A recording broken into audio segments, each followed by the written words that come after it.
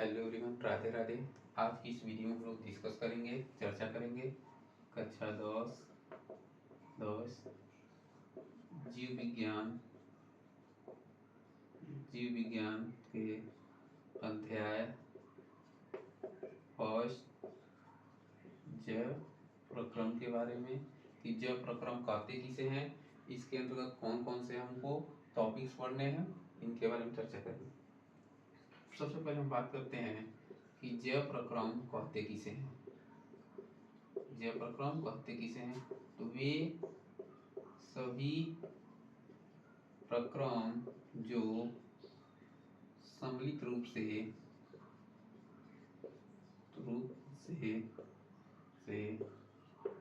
अनुरक्षण का कार्य करते हैं उन्हें जैव प्रक्रम कहते हैं। मतलब वे सभी प्रक्रम जो सम्मिलित रूप से जीवों का अनुरक्षण करने का काम करते हैं, उन्हें हम लोग जैव प्रक्रम कहने का काम करते हैं। अब जैव प्रक्रम के अंतर्गत हम लोग अध्ययन करते हैं, तो जैव प्रक्रम विभिन्न प्रकार के हो सकते हैं, जो कि यहाँ पे अगर हम 10 जीव विज्ञान की बात करते हैं, तो जैव प्रक्रम के अंतर्गत हमको निम्न चीजों के बारे में पढ़ना है। जैसे उदाहरण की हम बात कर रहे हैं जैव प्रक्रम के लिए, उदाहरण के लिए हमको क्या पढ़ना है। यहाँ पे पहला पढ़ना है हमको पोषण, दूसरा पढ़ना है श्वसन, तीसरा है परिवहन व चौथा आता है उत्सर्जन। इतने चीजों के बारे में हमको कक्षा 10 के अंतर्गत इतनी चीजों के बारे में हमको पढ़ना है। अब हम बात करते हैं पोषण, श्वसन, परिवहन या उत्सर्जन से शुरू करने से पहले कुछ और चीजें होती हैं, जैसे जनन की क्रियाएं हो गई, ये भी जो होती हैं जैव प्रक्रम के अंतर्गत आने काम करती हैं, अंतर्गत आती हैं। और जैव प्रक्रम की आवश्यकता क्यों होती है, तो जैव प्रक्रम की आवश्यकता इसलिए होती है, अगर जीव पोषण की क्रिया नहीं करेगा, तो ऐसी स्थिति में जीवों के शरीर में होने वाली विभिन्न प्रकार की जो रासायनिक क्रिया होती हैं वह संपन्न नहीं हो पाएंगी, और उन्हें संपन्न होने के लिए ऊर्जा की आवश्यकता होती है। इसलिए जीव जो होते हैं पोषण की क्रिया करने का काम करते हैं। दूसरा, अगर कोई जीव भोजन ग्रहण कर रहा है, पोषण ग्रहण कर रहा है, तो उस पचे हुए भोज्य पदार्थों को श्वसन की प्रक्रिया के दौरान पूर्ण करके ऊर्जा मुक्त करने का काम किया जाता है। परिवहन में क्या होता है कि जो पचे हुआ भोज्य पदार्थ है या किसी जीव के किसी एक भाग में संश्लेषित अथवा अवशोषित जो पदार्थ होते हैं, उसको शरीर के विभिन्न भागों तक पहुंचाया जाता है। बात करते हैं उत्सर्जन क्या होता है, तो किसी जीव के शरीर के अंदर जो भी नाइट्रोजनी अपशिष्ट पदार्थ बने होते हैं, उन नाइट्रोजनी अपशिष्ट पदार्थों को शरीर से बाहर निकालने की जो प्रक्रिया होती है, उसे उत्सर्जन कहने का काम करते हैं। इसके अंतर्गत एक टॉपिक और आते हैं, कुछ चीजें हैं जिनकी बात करते हैं हम लोग।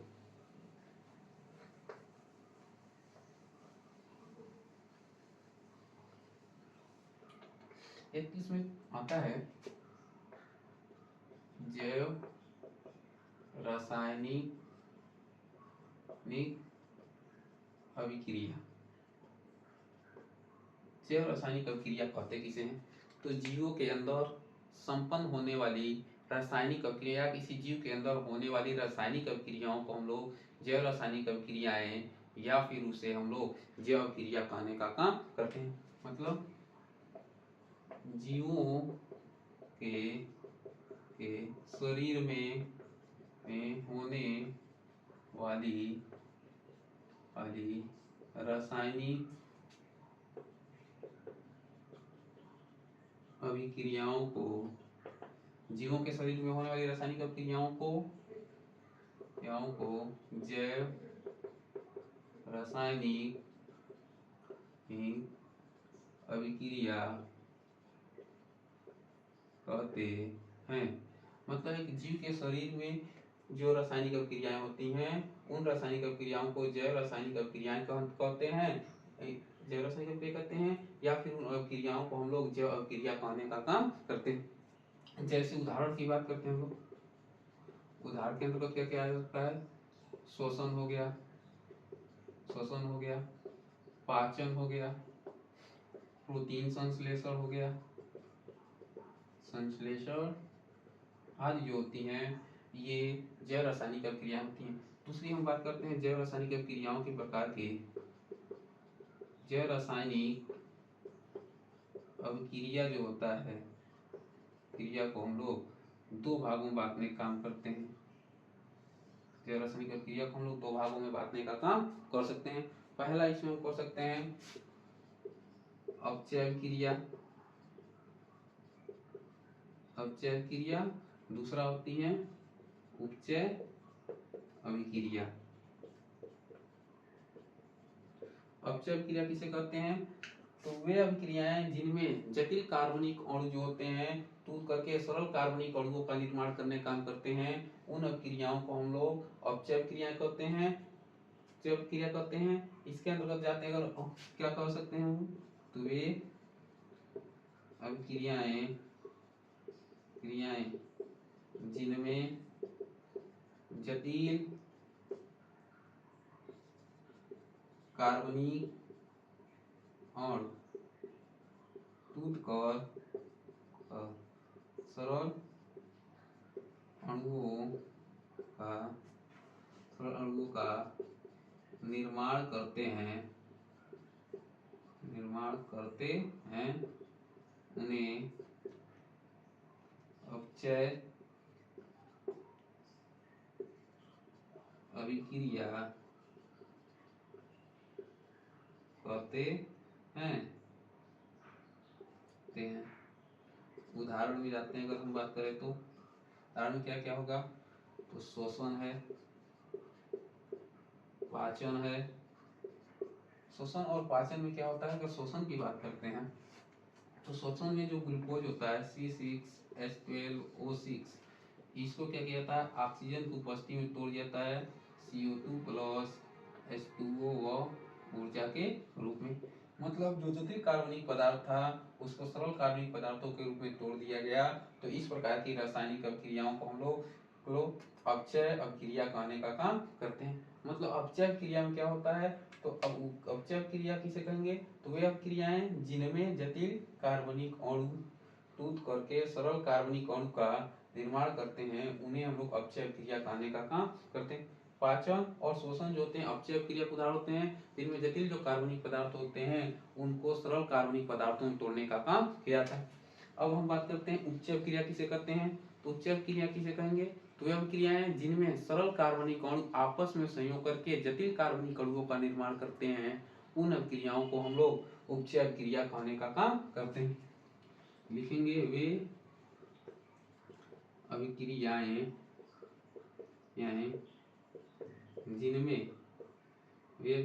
जिनमें सरल कार्बनिक अणु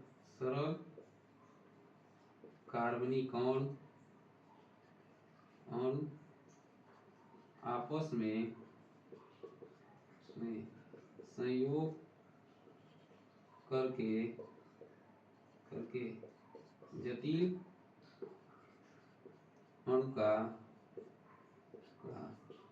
निर्माण करते हैं, उन्हें उपचय अभिक्रिया कहते हैं।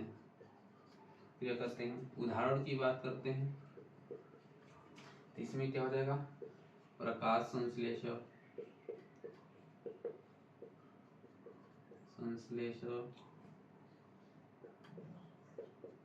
प्रोटीन का निर्माण। मतलब उपचय क्रिया क्या है, तो वे अभिक्रियाएं जिनमें सरल कार्बनिक अणु आपस में संयोग करके जटिल अणुओं का निर्माण करते हैं, उन्हें हम लोग उपचय क्रिया कहते हैं। उपचय क्रिया अर्थात वे अभिक्रियाएं जिनमें जटिल कार्बनिक अणु वे अभिक्रियाएं जिनमें सरल कार्बनिक अणु आपस में संयोग करके जटिल कार्बनिक अणुओं का निर्माण करने का काम करते हैं, उन अभिक्रियाओं को हम लोग उपचय क्रियाएं कहते हैं। उदाहरण में जब बात करते हैं तो प्रकाश संश्लेषण है, प्रोटीन का निर्माण है। ये सभी जो ये दोनों जो उदाहरण हैं, इनमें क्या होता है, सरल कार्बनिक अणु जो होते हैं आपस में संयोग करके जटिल कार्बनिक अणुओं का निर्माण करने का काम करते हैं। जैसे एग्जाम्पल की बात करते हैं, कार्बन प्रकाश संश्लेषण का क्या होता है, इसमें CO2 प्लस H2O, सूर्य का प्रकाश उसके बाद से क्लोरोफिल और बनता क्या है ग्लूकोज C6H12O6 प्लस O2 बनने का काम करता है। यहाँ पे क्या है, यहाँ पे दोनों जो है सरल कार्बनिक अणु जो होते हैं सूर्य के प्रकाश की उपस्थिति में क्लोरोफिल की सहायता से प्राय ग्लूकोज का निर्माण करने का काम करते हैं। अब हम लोग जैव प्रक्रम का फर्स्ट जो टॉपिक था पढ़ना हमको पोषण कहते किसे हैं, ठीक है। पोषण जो हमको पोषण के बारे में हमको पौधों में भी पढ़ना है और जंतुओं में पढ़ना है कि पौधे अपना पोषण कैसे लेते हैं और जंतु अपना पोषण कैसे प्राप्त करते हैं। तो फर्स्ट हम बात करते हैं पोषण कहते किसे हैं। तो भोजन को ग्रहण करने से लेकर के मतलब भोजन को ग्रहण करने खाने से लेकर के उसका पाचन, अवशोषण, कोशिकाओं तक पहुंचाने, कोशिकाओं में ऊर्जा उत्पादन में प्रयोग करने तथा भविष्य के लिए उसे शरीर में संग्रहित करने तक की संपूर्ण क्रियाओं को हम लोग सम्मिलित रूप से पाचन कहने का काम करते हैं। मतलब किसी जीवधारी द्वारा भोजन को ग्रहण करने, उसका पाचन, उसका अवशोषण, कोशिकाओं तक पहुंचाने, कोशिकाओं में ऊर्जा उत्पादन करने तथा उस ऊर्जा का शरीर में संचय करने तक की संपूर्ण जो क्रियाएं होती हैं, इन संपूर्ण क्रियाओं को हम लोग सम्मिलित रूप से पाचन कहने का काम करते हैं, या सॉरी पाचन बोले हम लोग, इन क्रियाओं को सम्मिलित रूप से हम लोग पोषण कहते हैं। पाचन नहीं होगा पोषण होगा, गलती हो गया था, पोषण कहते हैं। अब बात करते हैं कि जीवधारी को पोषण की आवश्यकता क्यों होती है। पोषण की आवश्यकता क्यों होती है। पोषण की आवश्यकता क्यों है। पहला हम बात करते हैं तो सभी जो जीवधारी होते हैं उनके शरीर में विभिन्न प्रकार की जैव रासायनिक अभिक्रियाएं होती हैं और उन जैव रासायनिक अभिक्रियाओं को सुचारू रूप से चलाने के लिए जीवों को ऊर्जा की आवश्यकता होती है और जीवों को यह ऊर्जा जो होती है भोजन को ग्रहण करने से अर्थात पोषण की क्रिया के द्वारा प्राप्त होने का काम करता है। तो पोषण की आवश्यकता क्या होती है।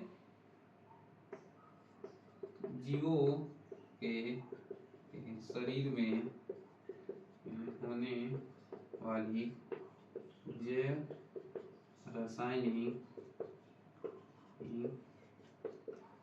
अभिक्रियाओं को सुचारू रूप से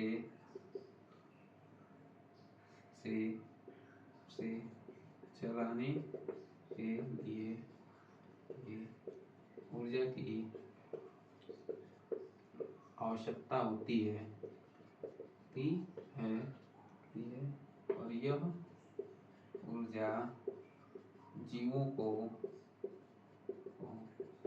पोषण से प्राप्त होता है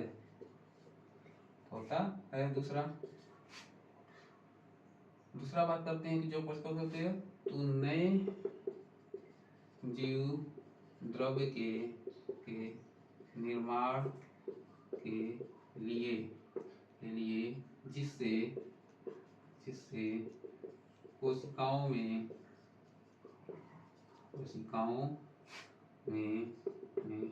होने वाले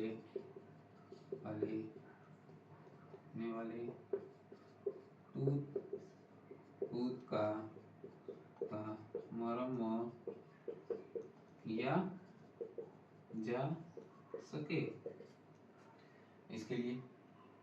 इसके बाद हम बात करते हैं पोषक तत्वों के बारे में कि पोषक तत्व होता क्या है। मतलब जब तक पोषण नहीं होगा तब तक नए जीव द्रव्य का निर्माण होगा और जब तक नए जीव द्रव्य बनेंगे नहीं तब तक हमारे कोशिकाएं क्षतिग्रस्त है, कोई अंग क्षतिग्रस्त हुआ है तो उसका मरम्मत का कार्य नियमित नहीं किया जा सकता है।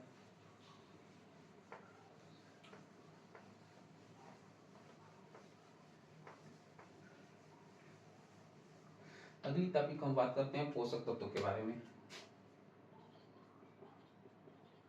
पोषक तत्वों के बारे में, पोषक तत्व जो होते हैं ये हमारे पोषण का अभिन्न अंग होता है, खाद्य पदार्थ का अभिन्न अंग होते हैं। जो भी भोज्य पदार्थ ग्रहण करते हैं उनसे हमको प्राप्त होने का काम करते हैं। अगर बात करें तो पोषक तत्व मुख्य रूप से 5 प्रकार के होते हैं। पहले एक बात करते हैं हम लोग कार्बोहाइड्रेट। कार्बोहाइड्रेट जो होता है कार्बन, हाइड्रोजन और ऑक्सीजन से मिलकर बने होते हैं और ये ऑक्सीजन से इनसे मिलकर बना होता है। बना होता है, कार्बन हाइड्रोजन और ऑक्सीजन से मिलकर होता है। यह कोशिकी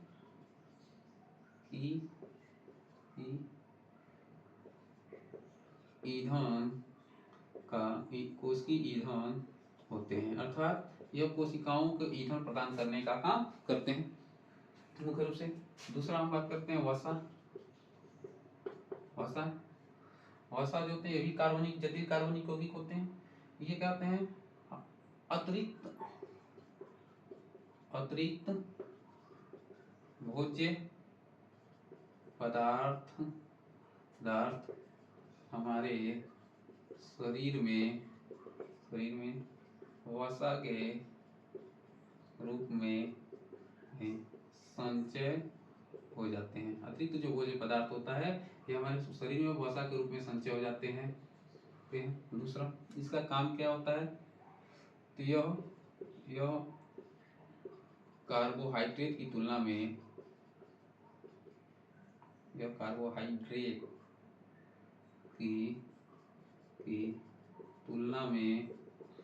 दो गुना ऊर्जा प्रदान करती है। कार्बोहाइड्रेट की तुलना में 2 गुना ऊर्जा प्रदान करती है।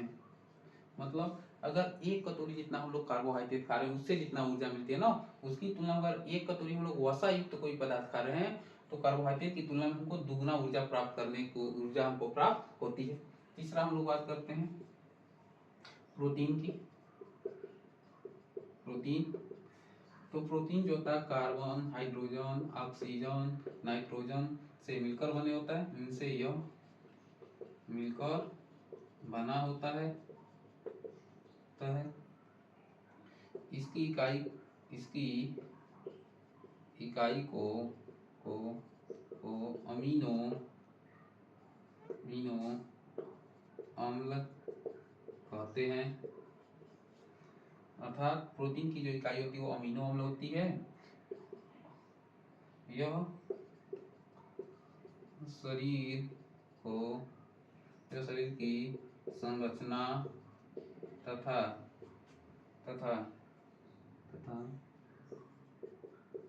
शरीर के टूट फूट में मरम्मत का कार्य करती हैं। यहाँ तक कोई दिक्कत नहीं है। अब हम बात करते हैं चौथे की। चौथा क्या होता है? चौथा का अगर हम लोग बात करते हैं, चौथा जो होता है वो होता है विटामिन। विटामिन जो होता है जटिल कार्बनिक यौगिक होते हैं। यह जटिल कार्बनिक यौगिक हैं। इनका हमारे शरीर में बहुत कम मात्रा में आवश्यकता होती है और इनकी कमी